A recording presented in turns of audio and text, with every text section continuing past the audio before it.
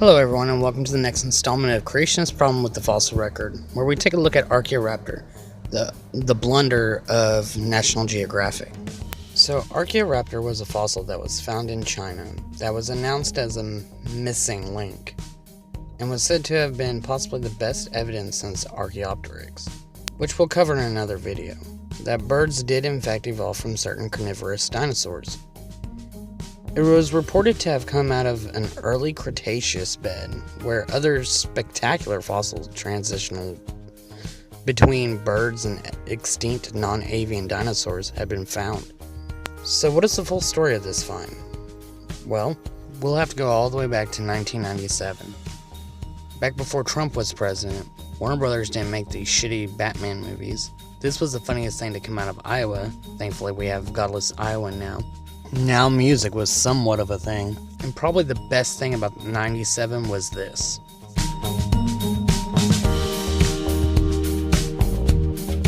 According to National Geographic's report, in July of 1997, in China, farmers would routinely dig in the shallow pits with picks and sell fossils for a few dollars to dealers, which was an illegal practice, but a common one nonetheless. One particular farmer found a rare fossil of a toothed bird, complete with feather impressions, but it was broken. He knew that a more complete fossil would fetch him a higher price, so he found other pieces in the same pit that he thought would make it a more complete, and cemented them together, and believed it was correct. He sold it a year later in June of 1998. Illegally, since authorities in Beijing say that no fossils may leave China legally. In the fall of '98, rumors of the fossil in private hands circulated at the annual meeting of the Society of Vertebrate Paleontology held in Utah. It was found in the hands of an anonymous dealer at a gem show in Tucson, Arizona. The Dinosaur Museum in Blanding, Utah purchased it in February 1999. This museum is run by Stephen A. Zerkis and his wife, Sylvia. Mr. Zerkis doesn't hold any degree, but is a dinosaur enthusiast and artist. He arranged the purchase of the fossil by relying on patrons of the museum, including trustee Dale Slade, to provide $80,000 in order to study it scientifically and prevent it from disappearing into private hands. The couple then contacted paleontologist Phil Currie, who in turn contacted the National Geographic Society.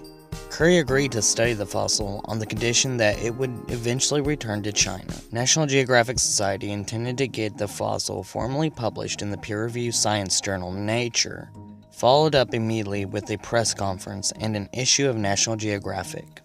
Editor Bill Allen asked everyone involved to keep it a secret so the magazine would have the scoop. The Zerkises agreed to return it to China due to the fact that Sloan, which was the writer for National Geographic, wouldn't write about it, and Currie wouldn't examine it otherwise.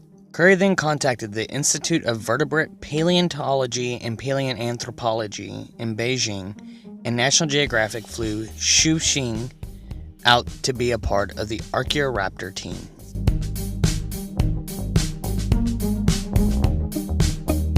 During his initial examination, it already became clear to Currie that the left and right feet mirrored each other perfectly, which showed that the fossil had been completed using the slab and counterslab. Now, for those of y'all who don't know, when you take a fossil and it's in the bedrock, and you cut it completely in half, one side is your slab, which is the side that you normally use, and the counter slab is the reverse image of the exact same fossil. He also noticed no connection between tail and body. So Currie and the Zerkises brought the fossil to the University of Texas in Austin, where the founder and operator, Dr. Timothy Rowe, did a high-resolution CT X-ray scan on July 29, 1999, which determined that the bottom fragment, which consisted of the tail and legs, were not part of the rest of the fossil. He told the Zerkises on August 2nd that there was a chance that the fossil was a fraud. Rowe and Currie were then pressured by the Zerkises to keep their reservations private. On August 13, 1999, the team submitted a manuscript to Nature under the names of Stephen Zerkis, Currie, Rowe, and Xu. Then the paper they mentioned in two places and included a figure to illustrate the point that one of the legs and the tail are counterparts to the main slab.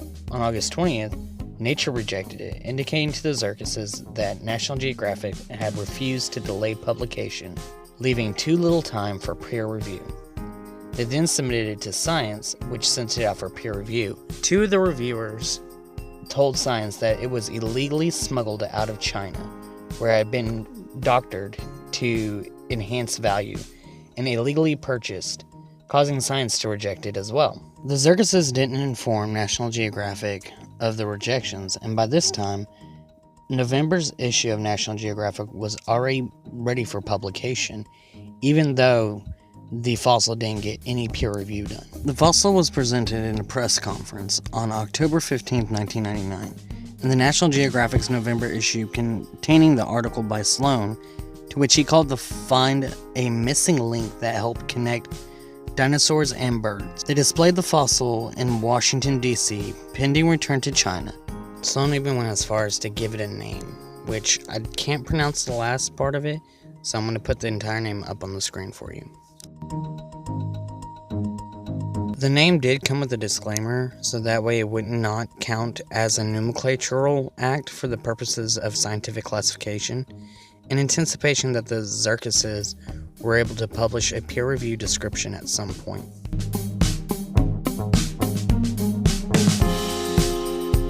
In the same month as the press conference, Xu had noticed that the tail resembled an unnamed microraptor that he had been studying. So he returned to China, went to the Liaoning province, where he inspected the fossil site and contacted a number of fossil dealers. Eventually he found a fairly complete fossil of a tiny dromaeosaur, and the tail corresponded so exactly to that of Archaeoraptors that it had to be a counterslab. It even had 2 yellow oxide stains that matched. On December 20th, 1999, Xu sent out an email to all the authors and Sloan, announcing it was a fake. On February 3rd, 2000, National Geographic News issued a press release where they said the fossil might be a composite and was under an internal investigation. In March, National Geographic ran Xu's letter in their forum section, but Bill Allen had him change the word fake to composite. After that, everyone started expressing their regret. The circuses going as far as saying they had made an idiot, bone-stupid mistake. This claim is dishonest because creationists try to use this as proof of misconduct to support evolution, even though the fact that birds are theropod dinosaurs is no longer a scholarly dispute. There could be hundreds of cases just like this, and it would not falsify that fact. Well, not only is it for this video, but it's also it for the section on hoaxes. Next video will be on actual fossils, so let me know in the comments which fossil you want me to do, or tag me in a tweet on Twitter, and the most popular fossil will win, and a shout out will be at the beginning with the people who voted for that particular fossil. So make sure you like and subscribe and follow me on Twitter.